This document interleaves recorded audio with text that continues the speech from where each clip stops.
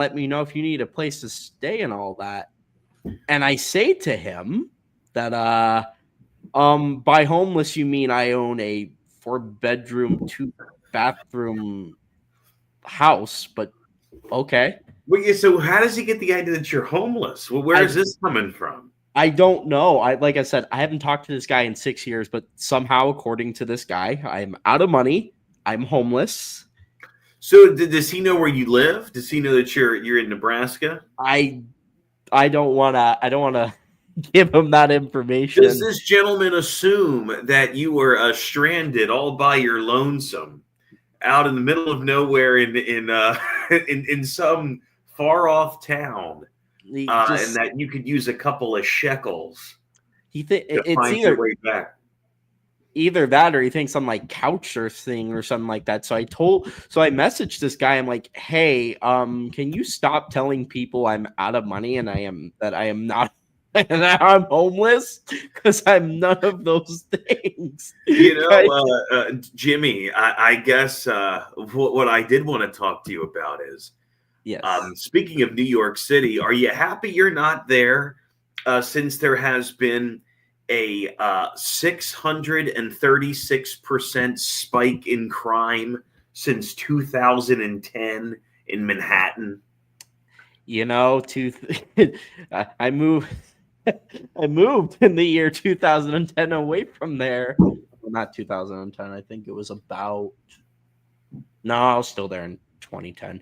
Fuck. Yeah, it's gotten shittier since I left. I think I This, moved yeah, actually in like the 2012. city of New York decided to have like a festival. They had a day of celebration because there was no homicides for 1 week in New York City. Holy fuck. They pulled out the tambourines and they had fireworks. It was a whole celebration. Oh man, that's wild. But Yeah, but I guess the moral of the story is here. At the end of tonight's broadcast, if you would like to give to the GoFundMe for James Eldridge McMahon, uh, he is a lonesome soul. He's believed to be slightly demented, which is sad because he's only 35 years of age. And you can give to this handsome gentleman. and according to some random mook in Florida I haven't talked to in 6 years, I am also out of money and homeless. So I really suck. Oh, just help this penniless mook in in the northwestern United States. Oh Just throw man. him some money. So anyway, we might as well get started here because the homeless shelter that Jimmy's recording at's gonna kick him out. He's gonna use too much bandwidth. Yeah. We might as well get going. Yes. Um, so anyway, uh, a lot to get to tonight, a lot to decipher, a lot that we haven't spoken about because it's been quite a few days since we've had shows. Yes. We've had some dilemmas. Yep. I believe we have talked about South Dakota. We did talk about that. Yes. Um, I don't want to get too political tonight, but I listened to the entire summary of the hearing, the CBS highlights. It's over an hour and a half material for the hearing of Pete Hegseth, and what a piece of work that guy is. I don't want to get into too much of that tonight, but oh boy, do I have thoughts on old Pete.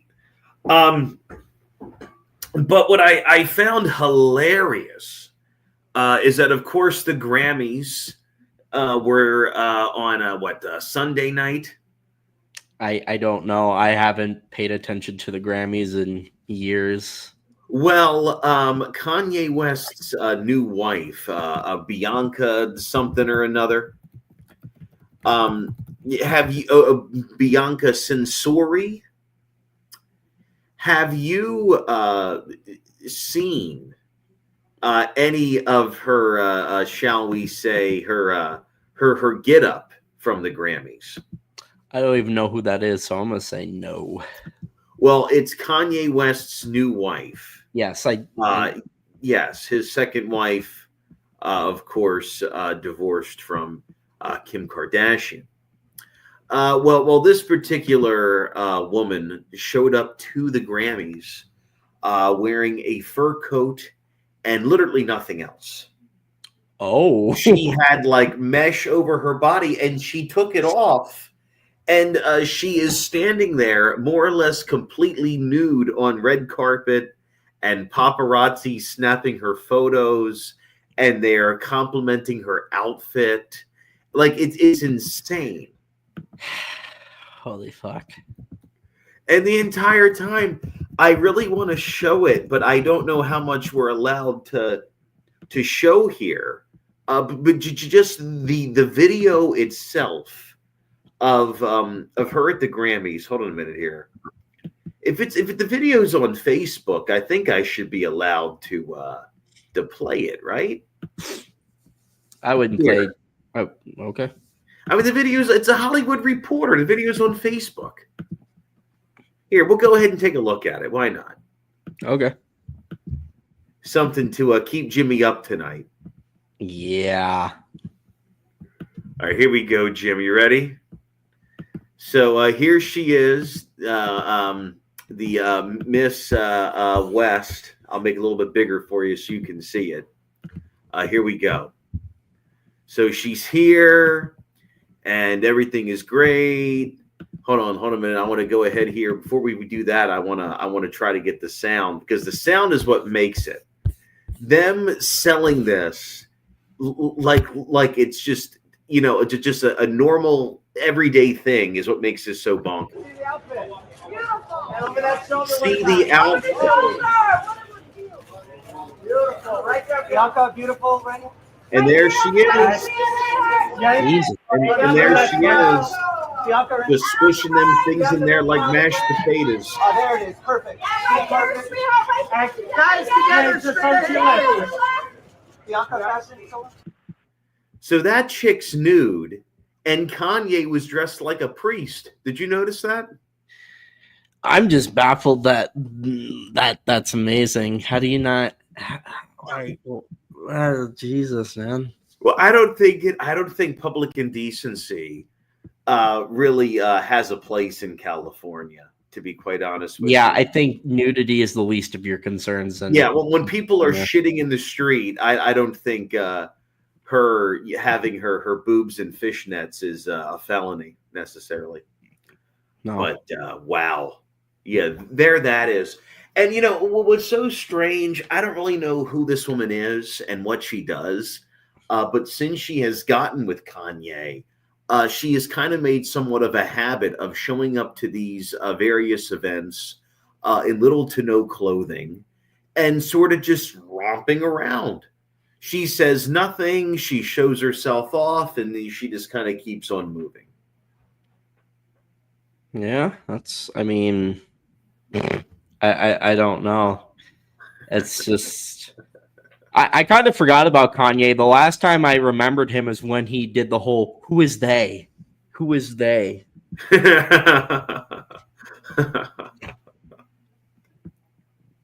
Or when he was on Alex Jones's show and he had like a mask on or some shit. Oh yes, and he was trying to say that he liked Hitler, and then even Alex Jones was trying to steer that ship. Which away. is, He's like, which I have to point out how like... fucking crazy it is when Alex Jones has to steer you away from a conversation. 9 out of 10 times you're steering him away, but it was baffling to see. I'm just like, yeah. wow. It was, and he was like, "Oh no, you mean like the Nazis were good at fashion or whatever." He was totally trying to dodge that. Yeah, he was just like, "Motherfucker, I'm already in enough shit as it is. Get away from this." Oh, but yeah, Kanye never. It's always a shtick with Kanye. Is the problem is that that she's doing this because it's a part of like a bigger gimmick in Kanye's mind. I don't know. I feel like maybe there is something like mentally wrong with him. I don't know, man. I'm not trying to give that. I'm not trying to give that as an excuse, but it's like he's a great artist, but he's just out of his fucking mind. Yeah, completely. But anyway, enough of that. Yeah. If we want to go ahead here, is this the link for the trailer, the video that you sent? That's something different. Okay, never mind. Would that be for? Are you talking about the Fantastic Four? Yeah. Did you send that over to me yet? I thought I sent it to you on YouTube. Let me just get it quickly. I can just drop the link here. Oh yeah, cool. We go ahead and drop it, and we can review it. Yeah, and then that will kind of segment into what I would like to yeah. But you know what though, I have to say, yes. Did you at all find Kanye's wife attractive? I mean, you saw her head to toe. Did you at all find her a little attractive, or is it a bit too jarring to find sexy or what have you? I mean, I found her attractive. For fuck's sake. But you get what I mean, though, right? Like it's a bit much at once. Yeah, I get what you mean. I don't. It's just I don't know, man. Like I ain't gonna. I understand women don't want to be told how to dress, but it's like, maybe you wear more than a fur coat and something that's visible to where it doesn't, look like. Maybe put on some corduroys there. Yeah, that'd be a good idea for you. Anyway, we'll go ahead and we will give this a quick watch.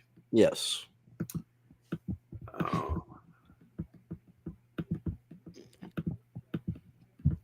All right. And I'm going in blind to this. I've not seen this yet. Welcome to the Baxter Building. We make a point to do family dinner every week. Sunday at 7 on the dot, no matter what. We're all here. Okay. Herbie, how's that sauce coming? Yeah, I'll be the judge of that. Okay. Is this guy good or what? I want to add a couple cloves of garlic. Not because it's not delicious. I just want to add a little bit of zip. Okay? T-5. Before we went up the first time, you couldn't turn invisible. Ben wasn't a rock. The best pilot in the world right here. Yeah. Best looking, he means. And Johnny never caught fire. Ben has always been a rock. Johnny is Johnny. Hi. And I am right here. Whatever life throws at us, we'll face it together.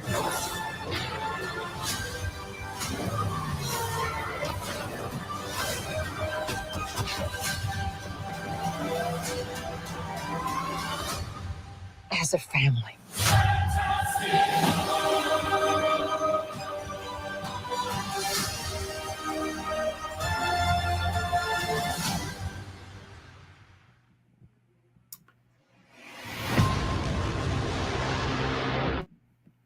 So, what do you think before I guess we really dive into it? Well, I did see that there's a female Silver Surfer.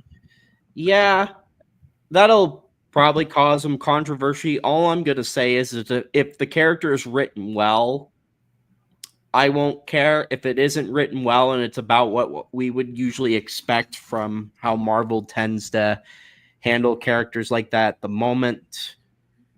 But I thought the trailer was good. And Julia Garner, by the way, is stellar. If you have seen Ozarks, she's great. So I think she'll be good there. The trailer, I mean, look, Fantastic Four, I hate to say it, it's a cookie cutter franchise. You kind of take actors that are popular or that are available in that era, and you sort of remake it with those new faces and those new people, and you kind of twist it in a way and hope that it's profitable. And unfortunately, it's a toss-up every time. Well, so will this be better? well, Will Silver Surfer with boobs somehow make this better? Well, the one that they did in the 90s was they were going to lose the rights to the character, so they just threw a movie together and just did it for the sake of it. The one from the Is 2000s that the unreleased movie? The one from the early 90s? It's like part of internet lore? I thought it was released. Maybe it was unreleased. I remember seeing it and was just like, "Oh wow, that is some shit." The one that I remember is the one from the 2000s. That's the one that the unreleased Fantastic Four was first made in 1994, and it was made as an English language German superhero film. It was filmed completely in Germany, and it's quite the steaming pile of it's bad. Of dumb. You know what? Actually, speaking of trailers, Jim, you have never seen the trailer. You have never seen the trailer for Fantastic Four 1994. I've seen it. You have? I have. Okay. I'm quite. Yeah, it's. Believe me, it's really bad. But yeah, my introduction to the characters were before I started reading the comics was the movies they did in the early 2000s. That was with Chris Evans as Human Torch, and that's when they did 2 movies for that, and that kind of never really went anywhere. Then they did the I believe it was either 2011 or 2012. They did the it was the shit with Michael B. Jordan, I believe it was, as Human Torch. But I did like the Chris Evans Human Torch, Michael Chiklis's thing, Jessica Alba. Oh, I was so young. But Jessica Alba, I mean, she was really hot back then. I mean, it was a good cast. It was a very early 2000s cast. Yeah. But because I'm a son of a bitch. Oh boy. Jesus.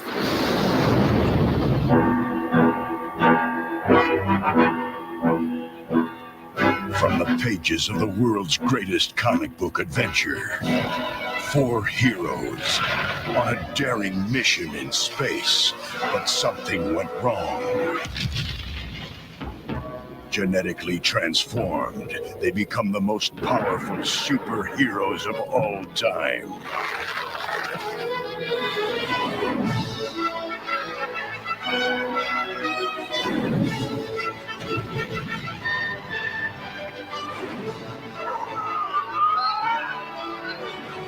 But the forces of evil are out to destroy their cosmic power. Hold on. We're supposed to believe that this ET looking thing in sweatpants is somehow a harrowing hero. Yeah. Destroy their cosmic power. Find them! And to survive, they must utilize all their strength. So he's got this big leg. Oh, so we're supposed to believe that's him stretching. That's his. We're supposed to believe that he is just tripping all of the German forces. Yep, all of we're willing to assume that Dr. Doom, who is supposed to be one of the smartest characters in the MCU, would just have I'm used to the smart villain having dumb henchmen, but this is a bit of a stretch. Let's just let this guy trip us and keep having people trip over. Right? Like what the how would this ever happen? They would just shoot him in the head and call it strength.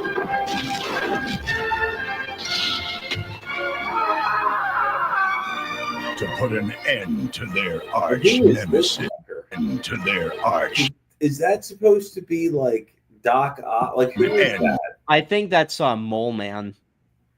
Oh, okay. I To put an That's the only other. That would be my guess. I can't remember. I haven't watched the movie in fucking forever. There's not that many Fantastic Four villains, I take it. Well, there's a lot of them, but the most iconic of them is like Doctor Doom, Mole Man, Galacticus. Those are the standouts. end to their arch nemesis. Doom. It's claw. So why is Doom considerably smaller than Thing in this movie? Well, to be fair, Doctor Doom is smaller than the Thing. Well, yeah, but I mean, like, considerably smaller. Like, look how frail. If I'm to grant this time era some credit, they were trying to figure out the CGI costumes. I can forgive that. Like, that's more forgivable than the script itself. Like, I can forgive them trying to figure out the not everything was going to be like the first live action Teenage Mutant Ninja Turtles, to where they kind of nailed the head. Like, they nailed it on the head with the costumes during those times. Like, you were going to get some cheesy shit in there. Over time.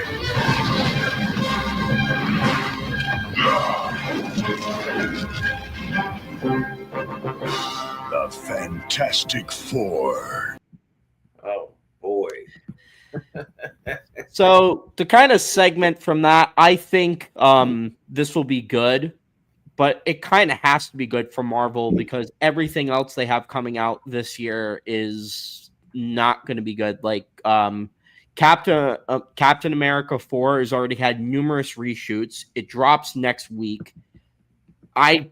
Whatever early screenings that have been done for it, I can't really consider consistent, because with the amount of reshoots they have, how can I know that an early screening was from the final shoot that they stuck with, or if it was from the first or the second? And they haven't advertised Thunderbolts very well. No one's going to give a fuck about that. So this kind of has to work for them. But they're up against DC for the first time in quite some time actually has a genuine competitor with them within James Gunn's Superman. So I don't know. And I've heard there was pretty good early screenings for that film, so we'll have to see. The issue with a lot of these movies, I mean, we've talked about this before when we discussed Transformers 1 and how it poorly performed in comparison to how much money it was given as a project. The more that these films are made, and that video games and toys and other merchandise is being written into the contract, written into the budgeting of the projects, a lot of these movies are being made so that they can sell toys later. They're not 100% concerned about the final product anymore, and I do think that's a really big issue.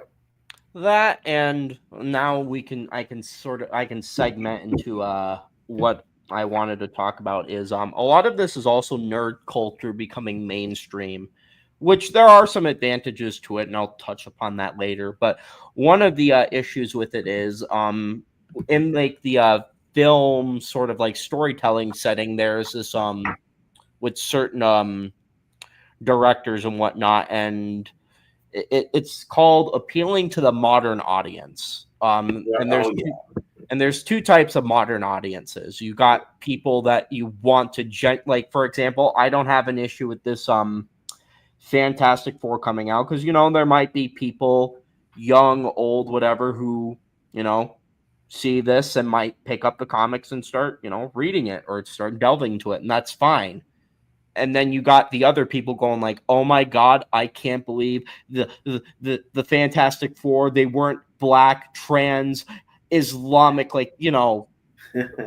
It's just, We didn't have the marginalized four. yeah, we didn't exactly, and it's just this is why I'm saying that this is my big issue with it, not with me not enjoying nerd culture being mainstream. Is there's a lot of tourism. You got a lot of people who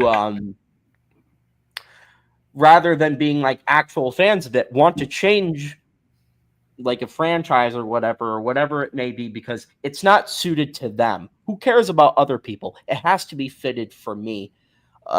You know, it's Well, I think that's the big thing too, is when comic book fans question the source material for where these storylines come from, for the justifications of making Silver Surfer a woman, or making Magneto a Mexican guy, or making Superman have one eye, or what have you.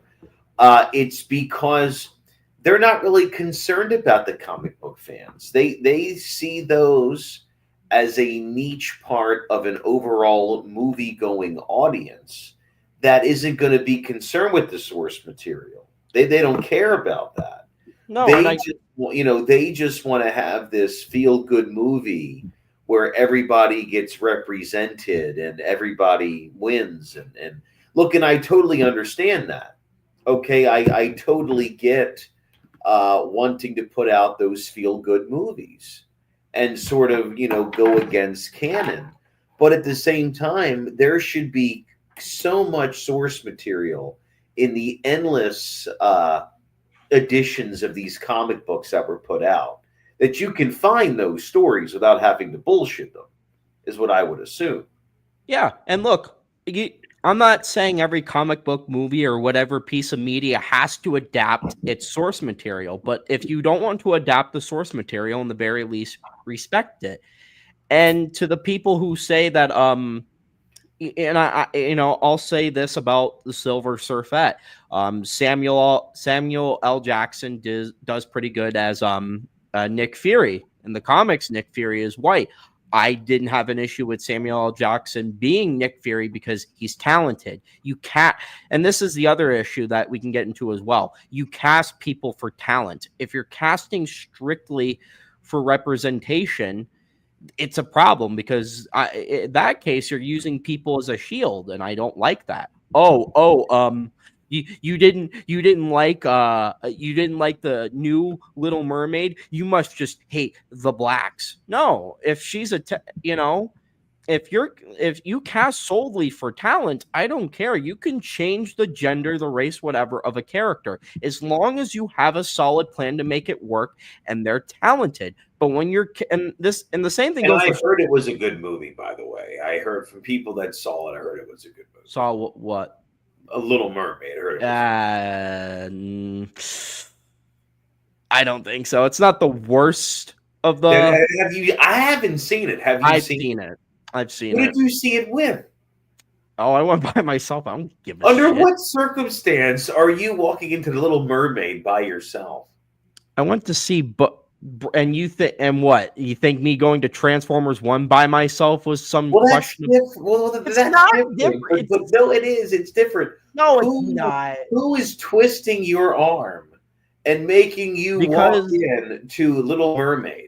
Because if I made some criticisms about it prior to seeing it, and I felt the only way whether those criticisms would be valid or not is if I saw it. Otherwise, I'm talking out of my mouth.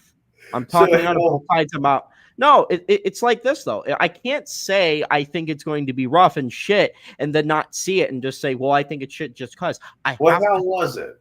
How was it? I know it's been some time ago now, but how was it? I don't think it's the worst of the live action films. And to their credit, they did change the setting from I think the original setting from like the folklore and the folk tale was like Norwegian or Sweden, one of the two. So changing it to the Caribbean was a proper setting. So to the people screaming, I can't believe there are black people or dark tone people, they did switch the setting to the Caribbean. So to be fair, that does work. And I think Halle Bailey as a singer is good, but not as an actress.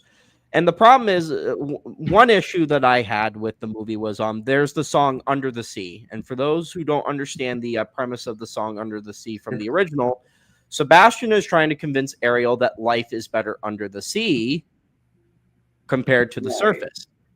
Ariel doesn't sing in the song. She moves a little bit, but she doesn't sing in the song because if she sings in the song, that would kind of make it seem like she's agreeing with Sebastian. Defeat the whole fucking purpose of the song. Well, in the live action movie, they decided to have her sing with Sebastian, which kind of defeats the theme and the purpose of everything. Basically, it did what I expected to, but it's not the worst of them. I would say the worst live action Disney movie that they put out is a tie between Mulan and Peter Pan or Wendy. Well, once you take all the music out of Mulan, once you take away Mushu, once you remove everything. No, the issue with Mulan and the live action is that they decided for no reason other than a complete ass pull was to give her superpowers, and that kind of underdid the premise of the original film. I haven't seen that either. Well, what made the original film good is that Mulan did not want her father to go to war and possibly die given his age and limitations. So she does the noble thing of basically stepping into a man's shoes, and it's a good tale. The first movie is really good. Very good. Yeah, but she didn't have any superpowers. No, and she didn't. Where is this shit coming from? It was just completely ridiculous, and it really undercut it because what makes Mulan a good character is that she didn't need superpowers. The ability that she was willing to stand in her father's steed. She didn't want her father to, die and all that. It's good. And Peter Pan is that's the one that pisses me off the most because I don't I'll put it like this.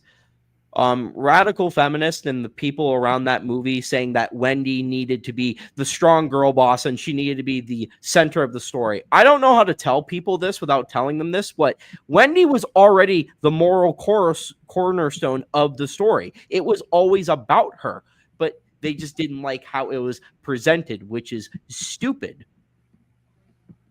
Wendy was always right because the original writer of Peter Pan will tell you that girls are more clever than boys because they don't run the risk of falling into boyhood. They learn to grow up. And that was the whole point of Peter Pan. So no, Wendy didn't have to be in charge of anything. No, that's why she was running away. Well, she ran away initially because she didn't want to grow up, and Peter Pan offered a way to have. Also, Peter Pan isn't a character. Peter Pan is an ideal. I think people also need to understand that too. He represents imagination. He represents eternal boyhood, youth, all of that. That's a common misconception within this too. They try to play him as a character, but he's not a character. He's an ideal. The boy's finding his shadow and proof that Peter Pan shows up is a victory for imagination when he shows up to find the shadow. The point of what I'm getting at with though is nerd culture and all that becoming mainstream is you get a lot of people who and not everybody who writes a bad story is doing it in bad faith. There are people who genuinely believe they are writing a good story, and when it's put out there, it falls on its face. But then you have cases like, as I told you to do some research on, Star Wars Acolyte, to where you put in the usual fucking pieces and components, and it falls apart. Because I'm not saying you can't have representation and all that within storytelling, but when you're banking solely on representation, all of that, and your story sucks, your background sucks, your characters suck, your world building sucks, when all of that else fails, no one cares that you had a collectively colorful cast of characters if everything else is shit. And that is the problem, is that we've told anybody in this space that it doesn't matter how fucking bad you write, there's a chance that it could get picked up by a studio and you could be given millions of dollars to go fucking run with it. Well, see, But that's not to cut you off, Jim, but to add to your point, there's movies on Netflix that I have never figured out what the fuck the plot is. My wife has turned some of these on. There was a movie that like Post Malone was in for all of like 2 scenes.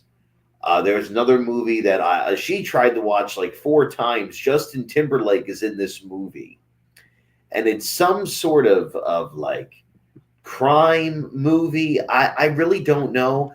I'm almost convinced that AI is they're having AI generate plot lines for movies, and then teams are punching it up, and with enough star power and the right streaming service and the right amount of money, they can just take this hunk of AI generated shit and turn a profit off of it. I really do think that's what's happening now. Well, that and like I went when I was going to high school back in 2010 through 2014. The nerd sphere wasn't cool, but it felt like the quality of material for the most part was better. Nowadays, I have people who are lecturing me on source material that it's just telling me, well, it needs to be this way or that way. Or you get people who say stuff like, in The Legend of Zelda Tears of the Kingdom, I can't believe I'm forced to fight creatures. I can't believe there are enemies that I have to fight. I want it to be pacifist based. And it's just like, right. You get a lot of dipshit takes. It's just like, or you get yet again the whole and I also have to point this out, and I really hate this. When I criticize your story media or whatever it is, like for example, I criticized I'm trying to think what it was. It was something. You had a lot of problems with Captain Marvel. Is a good example.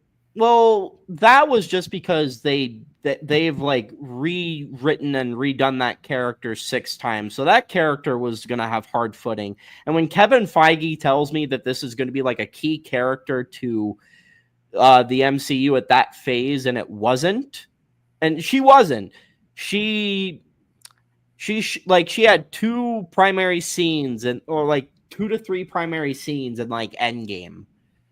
When I'm told that I'm a virgin incel because I say the writing is bad, you've lost the plot. Right. It's almost as if that we did I enjoy the movie?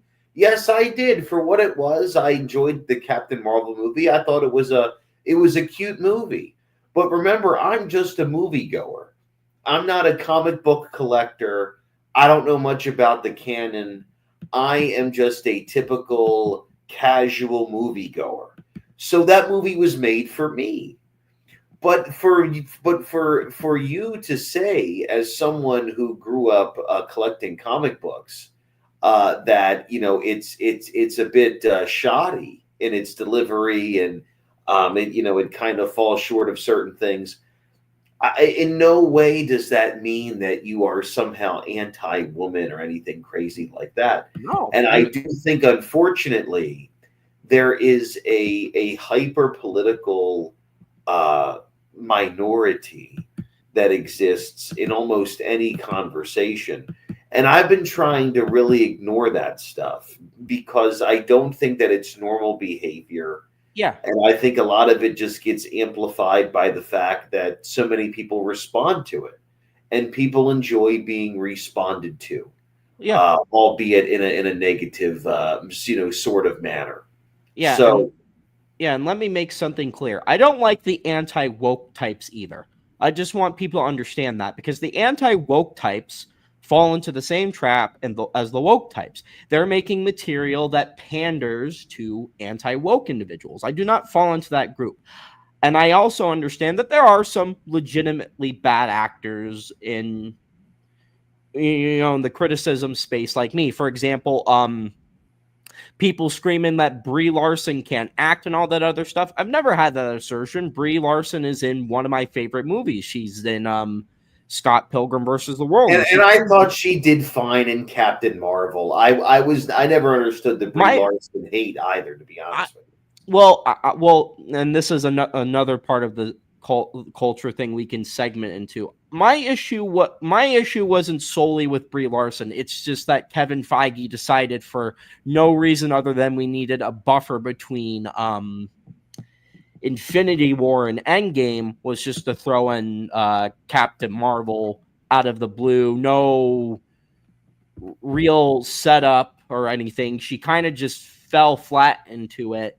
Whereas every other character up to Infinity War and up to Endgame was introduced. There was a plan to introduce them. It just wasn't out of the blue. And when you're told that this character is going to be the one who defeats Thanos, that didn't happen, by the way. Yeah, I understand people are annoyed. It also didn't help that Brie Larson did this thing that a lot of actresses, to be fair, Brie Larson isn't the worst actress for this. Brie Larson could be a Rachel Zegler, just to throw that out there. Brie Larson could infinitely be worse. But, it doesn't help your case when you're saying that the people who are mad at you being this character are all like middle-aged old white guys. It's not going to help your case. I was like 20-something at the time. I was young. Right, and I just don't understand. So, and also that means is that there's no black comic book fans that took and that's issue. Like there's no female comic book fans that may have taken issue. Look, I said it was a good movie, but I repeat myself. I am just there to watch a movie, and for the next hour and a half or 2 hours, take pleasure in what I'm seeing. I'm not following the politics of it. I'm not following the canon. I don't know who Kevin Feige even is. But I'm sure that if I were to say, okay, this is like a key producer, this is a key director, and he's telling me this is a valued character, and then she's not, or nothing in the movie represents this sort of segue into Endgame or really any sort of relevance, then fine. I understand that from a continuity standpoint, it falls flat. As an independent movie, it stands on its own, but those sorts of criticisms, and not talk about a movie that is almost 10 years old now. But that very same concept comes into play almost every single time that we go down this road. So will Fantastic Four fall victim to certain things? That is yet to be seen. The only criticism I've seen the trailer get, and I think it's fair criticism, is people are a little thrown off by the Thing's voice, which I think is fair. I personally don't have an issue with it, just because it generally is a little grittier. But I'd like to see how the character plays out. To be fair, I think that movie will do a lot, especially compared to, yet again, Captain America 4. Anthony Mackie is, I don't know. He says a lot of smart things, and then he says stuff like Captain America no longer represents America, and then tells people they need to shut up about politics and just go see a movie. It's just like, you can't make a bunch of statements that are political. He no longer represents America. He fought in the war. Well, I figured because the character's name was also Captain America, that he kind of fucking represents that. And this is why also and I really hate that they turned I don't get why suddenly everything that represent I'm not even going to go there right now. No, but my point is that he said something political. A bunch of people gave him shit for it. Then he effectively said, stop talking about politics and go see this movie that's effective. By the way, you can't tell people to shut up and stop talking about politics and go see a movie about politics, because Captain America is... Hollywood never stops talking about politics. So I didn't really want to dive into this, but I guess so. at the Grammys, a lot of celebrities were talking about, like, trans kids and this, that, and the other thing. Well, Trevor Noah opened up the show. Ugh. And look, I'm a big fan of Trevor Noah. I think he's a funny guy. I really do. He's an unfunny hack. His old stand-up was really good. I haven't seen his work in several years, but in the early goings there, he was a funny guy. But anyway, so Trevor Noah's up on stage, and he says, this might be the last year that I am allowed to host a show in this country. Of course he said that, because he's a hack. It's just, first of all, I'm pretty sure Trevor Noah is a citizen of the United States. So he is. He's not being booted anywhere. Yeah. The color of your skin, like he's not passing a law that's saying that every channel has to be commandeered by a white guy. Then that's an insane thought. And I'm pretty sure that when Trump was in office, Trevor Noah was the host of the Today Show, of the Daily Show. Yeah. For many years. So something tells me he's going to be okay. Yeah. I don't understand the sentiment of this at all. They never stop with the politics. They never stop with all of the bullshit. But then they tell you, set that all aside and then go see my movie. Yeah, and it's just, and it just blew me away that he did that. It's just like Captain America is partially co-linked by politics. So I don't know why you would tell people to shut the fuck up about it and go watch it. My other issue with this stuff is I sent you a picture of it. And I didn't look for the article because I don't think the article needs to be displayed.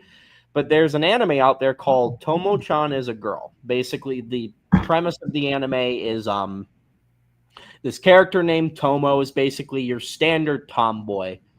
Slightly, is athletic, strong. It's a woman with your standard masculine traits. Right. Your standard thing is, it has a crush on a guy, but the article, this fucking paste-eating dipshit, decided to say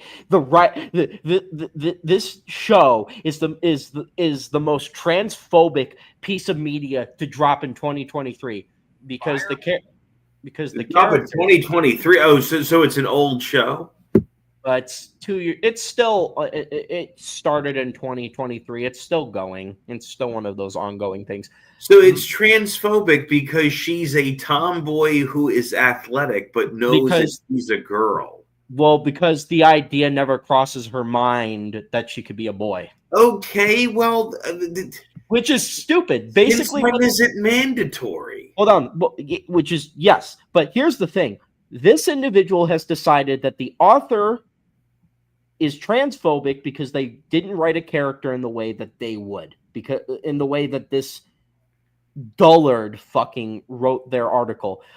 So if I gave this analogy a while back, am I transphobic because if I wrote a story about a gay man living in New York as a lawyer, am I transphobic because he's not trans? No. Because he displays a lot of feminine traits. The thought never occurred to him that he was a girl. No, you fucking twit.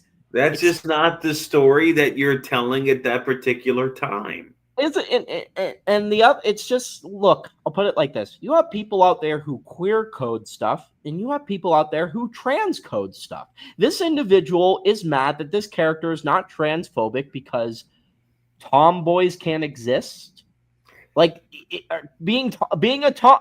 Basically, what I gather from this article is if you are a tomboy or you're writing a story that has a tomboy in there, whether they're the central character or not, you're transphobic. And that's why I hate that nerd culture. And that's the thing, too, is, you have every right to write the story that you want to create the cinema that you want.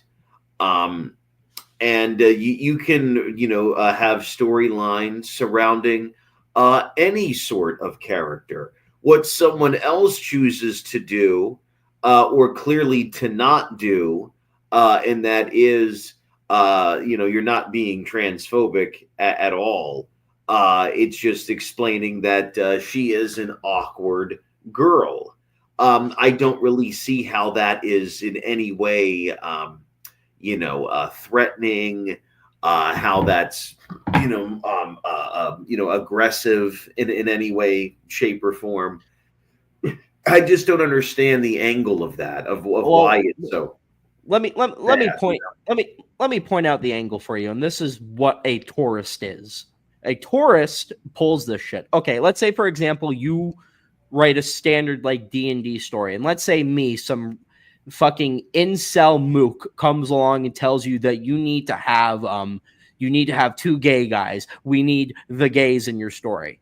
No one in your general audience has complained or has thrown a fit that there were no gay people in there, and they like your story as it is. Well, then you throw in some gay characters, and suddenly you don't hear any accolades or nothing from me. I just dip.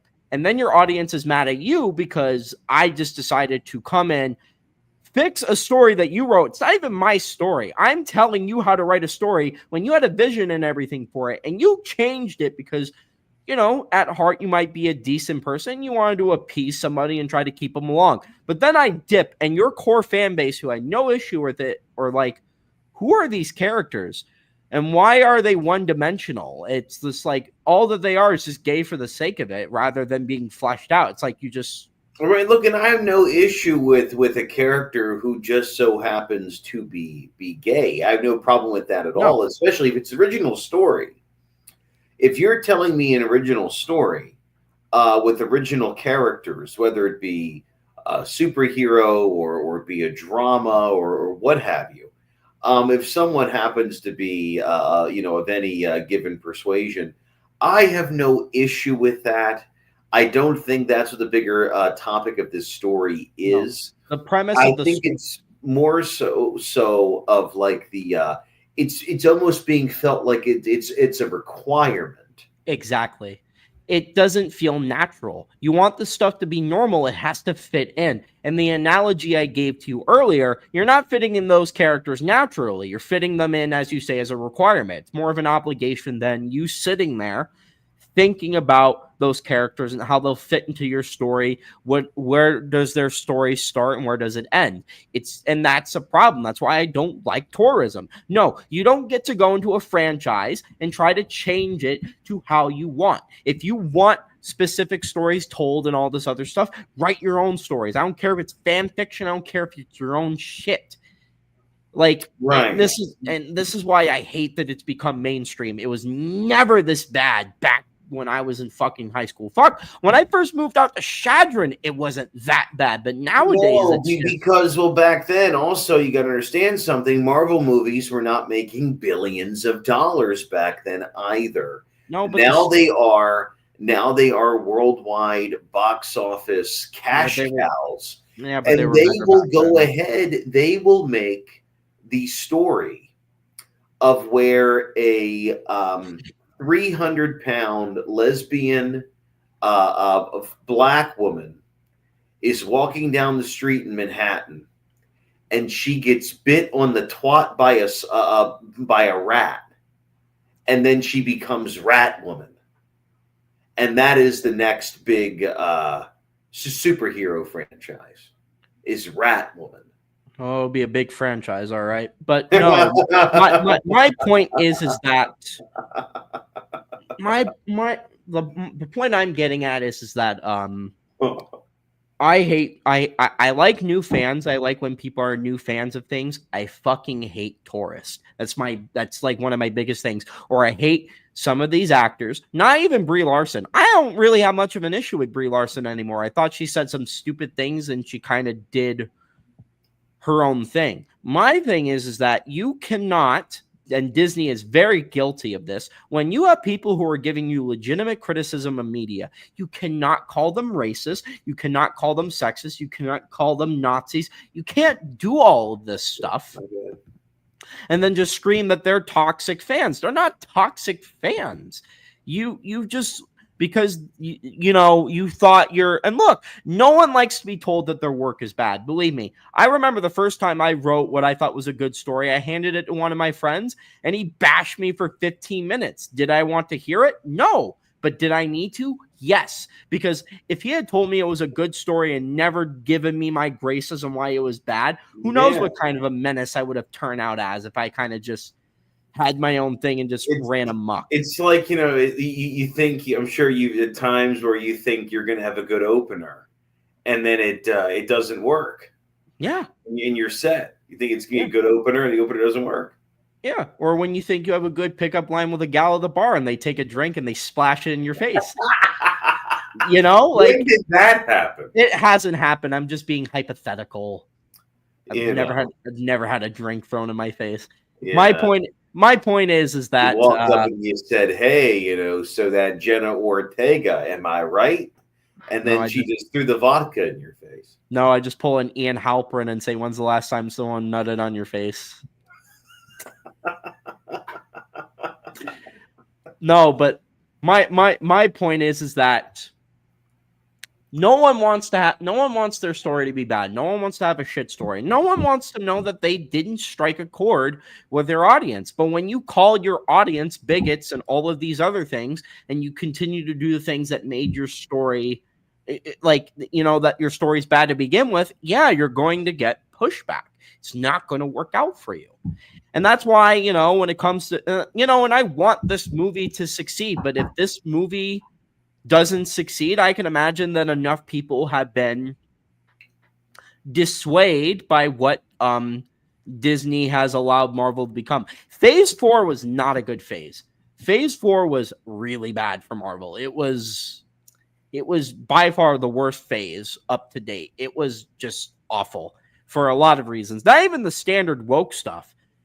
I don't think and yet again, this is why I have to tell people I'm not anti-woke. I don't think every piece of media that fails nowadays is woke. That would be stupid. For example, Thor: Love and Thunder failing wasn't because it was woke. It's just because the guy who directed the movie, Taika Waititi, or however the fuck you say his name, is for lack of a better term, is a old man who has the mind of a 15-year-old boy. Let's increase the jokes and have the jokes ramp up every 5 minutes and just and kissing scenes in movie are cringe. No, it's just right. Yeah, you just get bad faith. It's just. That's the thing too, is that now that these movies are mainstream, I don't know if there's exactly an angle for them. I don't know if the creators know exactly what market they're after. This is the problem though. You can't make a movie that's going to satisfy everyone. It's not possible. It's like this. You need to make a film or a project, whatever it is, for anybody who is interested. There's a difference between making a project for everybody and a project for anybody. It's different. You cannot make something that appeases everybody. Believe me, even the best of some films might not strike a chord with some people. No matter how good the first John Wick is, there are some people who might not like violent films. They might not like death and stuff like that. Or in the case of a radical feminist, it doesn't matter how much they like Keanu Reeves. The idea of a man just being a man and just strong-arming through shit after losing everything is, Well, there's Kate for that, the female John Wick, which was a fun movie. Yeah. But anyway, in wrapping up tonight, Jim. Yes, I 100% agree with you. I think as things continue to monopolize, and these comic books are not just these movies are not just representations of the comic book material, but they become brands that will be marketed for toys and video games and etc. We're going to see a lot more movies that are appealing to a lot wider of an audience, regardless if it's faithful to the source material or not, quite frankly. Yeah. It's just, I liked it. Look, and yet again, I just want to get this point across. I want the MCU to be good again. And, I don't know if it will. Looking at the lineup for this year, I'm not sure. Captain America 4, if it doesn't flop, I don't think it's going to profit. And Anthony Mackie just shooting his mouth off about nonsense is not helping. No. I don't look, I've never understood this. Like, I want actors and actresses to talk about the movie that they're in. But my goodness, and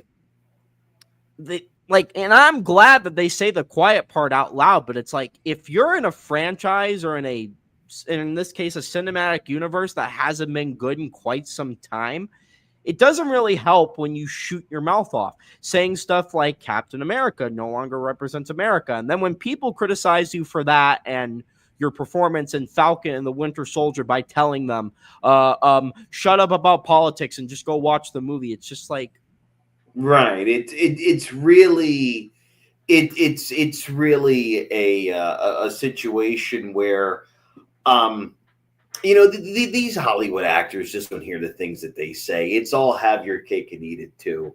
But with that, Jim, I think that we will close out for tonight, and we will discuss when we are going to hop on again.